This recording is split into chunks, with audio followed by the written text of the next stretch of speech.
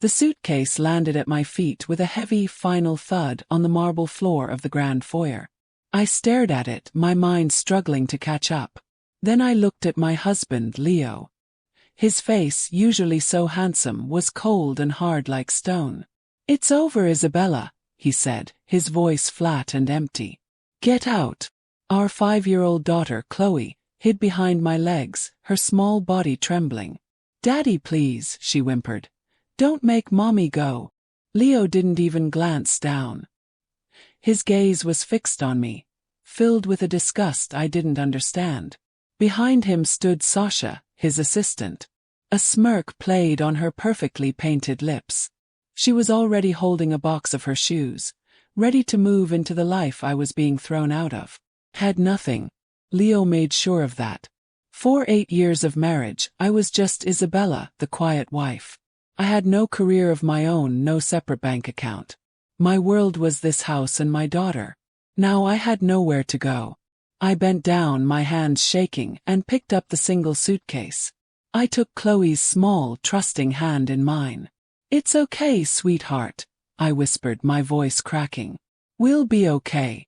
I said the words, but standing there in the doorway of the only home my daughter had ever known, I didn't believe them for a second. The first night we stayed in a cheap motel on the outskirts of the city. The room smelled strongly of bleach and old cigarettes. Chloe cried herself to sleep, clutching her worn teddy bear. I sat by the window, watching the neon sign flicker, and let the silent tears fall. This couldn't be happening. A week later, with the last of the cash I'd secretly saved from selling my grandmother's necklace, I rented a tiny 1-bedroom apartment. The paint was peeling and the floorboards creaked, but it was a roof over our heads. I found a job as a waitress at a busy diner called Mel's.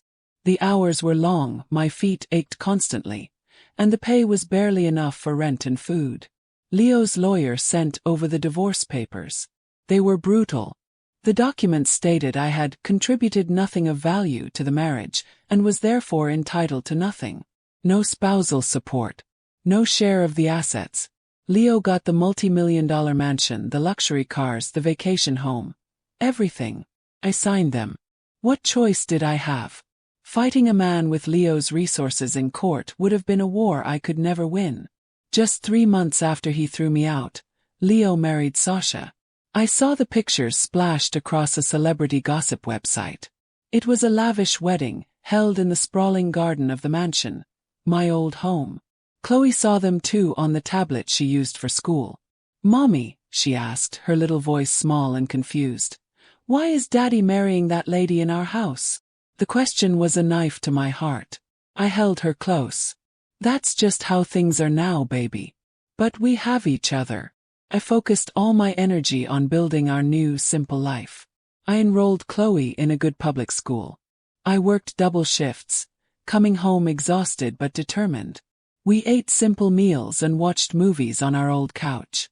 It was a struggle, but there was a strange peace in it. We were free from the constant tension, the walking on eggshells. Leo never called. He never sent a card for Chloe's birthday. It was as if his former family had been completely erased from his memory. One rainy afternoon, an elderly gentleman in a finely tailored suit came into the diner. He sat in my section, ordering tea and a sandwich. He was polite and quiet, and when he left, he gave me a generous tip. As I handed him his change, he looked at me intently with kind, wise eyes. "You're Isabella, aren't you? Leo Vance's wife." I forced a smile. "It's just Isabella now. We're divorced." He nodded slowly, a sad look on his face. "My name is Arthur Jones. I was a very close friend of your ex-father-in-law, Thomas. He thought the world of you." I was taken aback. Thomas, Leo's father, had always been a reserved man, but he was always kind to me. He had passed away from a sudden illness a year before the divorce. "He was a good man," I said, and I meant it. Arthur handed me a crisp white business card. "He was one of the best. If you ever find yourself in need of anything, please don't hesitate to call me." I tucked the card into my apron pocket, certain I would never use it. Full year slipped by. Our life found its own quiet rhythm. Then my phone rang one evening after my shift. It was Arthur Jones. Isabella. His voice was calm but serious. I need to see you as soon as possible. It's regarding Thomas's last will and testament. I was confused. Mr. Jones, the will was read over a year ago. Leo inherited everything. There was a pause on the other end of the line. There was a second will, Isabella. A more recent one. It was held in trust with me, to be opened only under specific circumstances. My heart began to hammer against my ribs. What circumstances? I agreed to meet him at his office the following day. Arthur's office was the complete opposite of Leo's sleek, modern one. It felt timeless, with dark wood floor-to-ceiling bookshelves, and the faint, pleasant smell of old books and leather. He greeted me warmly. Thomas was like a brother to me, he began, gesturing for me to sit. He was a brilliant man, not just in business but in understanding people. He saw the path his son was heading down, the greed, the arrogance. He was deeply worried for you and for Chloe. He opened a polished wooden box on his desk and took out a single, thick document. This is his final will and testament, legally signed and witnessed just 2 months before he died. He slid the paper across the desk. I read the first line and my hand flew to my mouth. It left his entire estate to me. The mansion. His controlling shares in the family company Vance Holdings. All of it. Leo was not just reduced, he was cut out completely. The condition stated that this will would only become active if Leo ever divorced me or forced me to leave the family home. The room seemed to spin. I don't understand. Why would he do this? Arthur offered a gentle, knowing smile. Thomas told me you had a pure heart. He said you were the only one who visited him not for his money, but for company. You saw the man, not the millionaire. He knew Leo's character would eventually lead him to destroy what he had built. He wanted to ensure you and Chloe would always be safe and provided for. He explained that for the will to be formally executed, I had to complete one final task. I had to personally deliver a sealed letter from Thomas to Leo, at the mansion. He wanted his son to hear the truth directly from you, Arthur said softly. I took the thick, cream-colored envelope. My name was written on the front in Thomas's familiar, shaky handwriting. My hands would not stop trembling. I drove my old, dented car up the long, winding driveway to the mansion the next day. Every familiar tree and bush felt like a ghost from a past life. Sasha answered the door, wearing one of my own expensive silk robes I'd been forced to leave behind. You, she sneered, her face twisting in contempt. What do you want? Come to beg for money now that you've hit rock bottom. Leo appeared behind her, his expression one of pure annoyance. Isabella, what is this? You can't just show up here. I held out the envelope, my arm feeling heavy. I was asked to give this to you. Leo snatched it from my hand. What is this, a bill from one of your cheap lawyers? He ripped the envelope open with a violent tear. I watched, my heart in my throat, as his eyes scanned his father's words. His face transformed from irritated confusion to wide-eyed disbelief, and then settled into a mask of pure, unadulterated rage. This is a fake, he roared, crumpling the paper in his fist. You forged this. You pathetic, scheming. Sasha grabbed the will from him, her eyes darting across the page. Her scream pierced the quiet morning. She gets the house. She gets everything. Well, this can't be real. In a blind fury, Leo called the police. He shouted into the phone that I was trespassing and presenting a forged legal document. 2 uniformed officers arrived. Leo was practically hysterical, waving the crumpled will in their faces. I want her arrested for fraud. Now, one of the officers, a calm, steady-faced woman, took the document from him. She smoothed it out, saw Arthur Jones's firm information, and called him right there in the foyer. She spoke quietly for a few minutes, then hung up. Mr. Vance, she said, her voice firm. We have confirmed with the attorney that this document is 100% legal and binding. This is a civil matter, not a criminal one. The property, according to this will, belongs to her. He turned to me. Ma'am, the lawyer confirms you are the legal owner. Would you like these individuals to leave the premises? I looked at Leo and Sasha, standing in the doorway of my home, the home he had thrown me out of. A strange calm settled over me. Yes, I said, my voice clear and strong for the first time. I would. Watching them pack their things over the next few hours was a scene of pure chaos. Sasha was weeping with dramatic, angry sobs, throwing expensive clothes into suitcases. Leo was eerily silent, his rage simmering just beneath the surface, his movements sharp and violent. They loaded their cars, his sports car and her convertible, until they were overflowing. They sped off down the driveway, leaving a cloud of dust and anger behind. I stood alone in the center of the giant, silent foyer.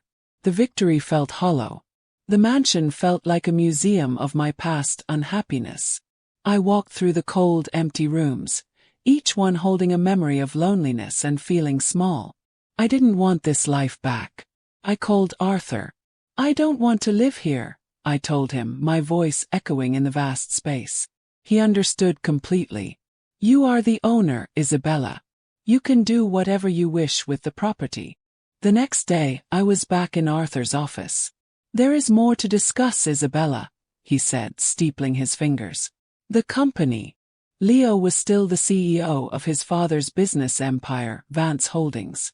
Thomas's will gave me the controlling share, 51%.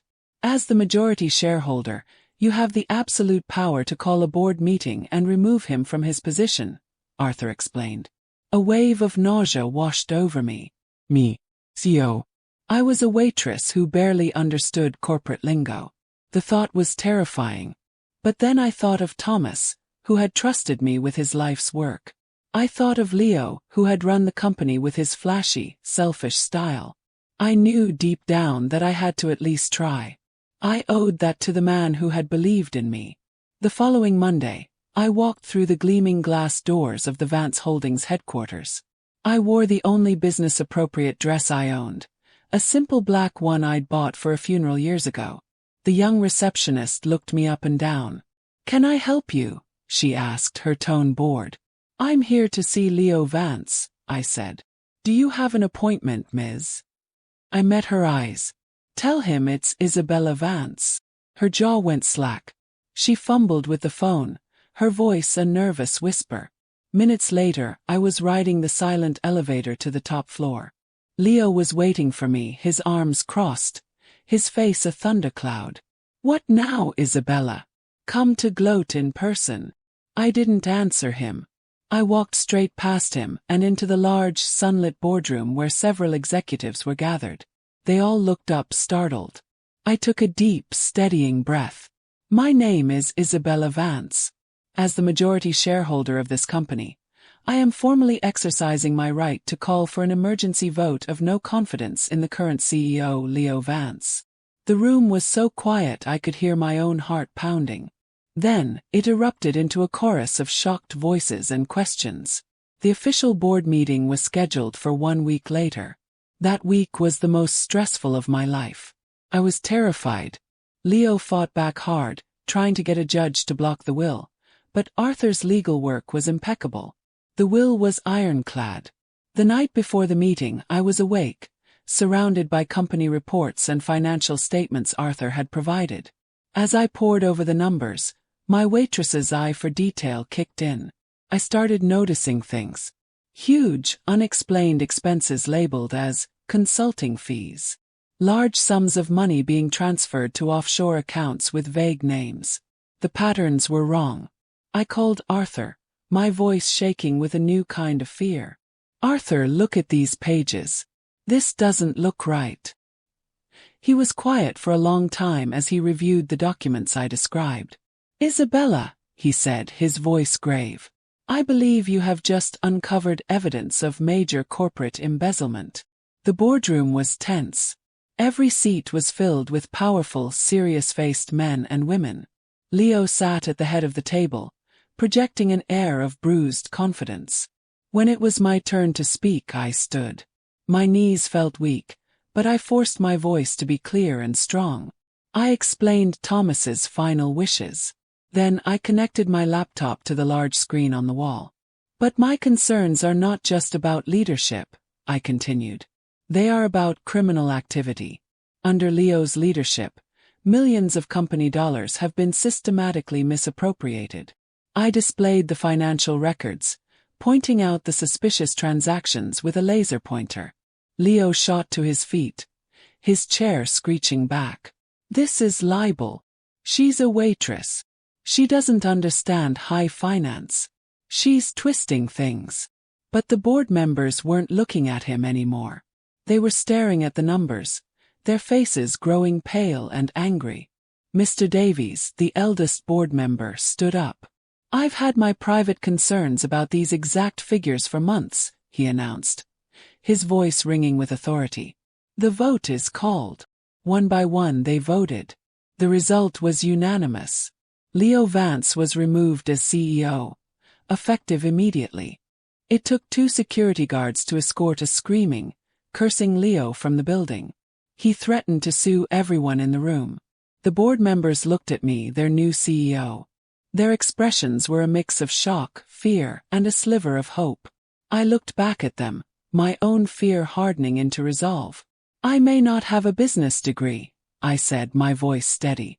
But I have integrity, common sense, and a deep respect for what Thomas Vance built. We will return to those values. My first official act was to appoint the trustworthy Mr. Davies as my senior advisor. My second was to call the authorities and hand over all the evidence of embezzlement. The fallout was swift and brutal. The scandal was front-page news. Vance Holdings CEO ousted in fraud scandal. Leo was arrested and charged with multiple counts of financial fraud. His assets were frozen. Sasha, I read in a gossip column, left him the day after his arrest, telling reporters she was deceived by a criminal. I felt no satisfaction, only a grim sense of justice. I was now truly in charge, and the learning curve was steep. I spent my days in meetings learning about supply chains, international markets, and corporate law. It was exhausting, but I discovered a part of myself I never knew existed. A sharp, capable leader. 6 months later, the company was stable and recovering. We had managed to recover most of the embezzled funds. Morale was high, and profits were climbing. I had kept my small apartment. It was my home. The mansion still stood empty, a monument to a life I didn't want. I finally knew what to do with it. I hired architects and builders. We tore down walls, filled the space with light, and transformed the cold, imposing mansion into the Thomas Vance Community Center. It housed a free daycare, a tutoring center, a public library, and spaces for family counseling. On the opening day, the house was filled with the sounds I'd always longed for there, the laughter and happy shouts of children. Chloe was there, proudly showing other kids around. She was beaming. For the first time, the house felt warm. Felt like a home. A few weeks after the center opened, I found Leo waiting for me outside my apartment building. He looked like a ghost of his former self. He was thin, his clothes were cheap, and his eyes were haunted. "Isabella," he said, his voice rough. Can we talk for a minute?" I hesitated, then nodded, leading him upstairs. He looked around my simple, cozy living room, so different from the opulence he craved. "I lost everything," he whispered, sinking onto my couch. "Everything. The business, the money, Sasha. Sorry. For everything. The way I treated you. And Chloe. I was a fool." I just looked at him. The anger I had carried for so long was gone, leaving only a quiet pity. "The company is strong again," I said simply. "Chloe is happy and healthy." He nodded, tears welling in his eyes. My father, he was right about me. He knew what I was. He left a few minutes later, a broken man. I never saw or heard from him again. A year after I took over, we held the company's annual gala. I stood at the podium, looking out at a ballroom filled with employees and their families. I spoke about our recovery, our renewed mission, and I thanked every single person for their faith and hard work. After my speech, Mr. Davies walked up to the stage, holding a small velvet box. "From the entire board of directors," he said, his eyes twinkling.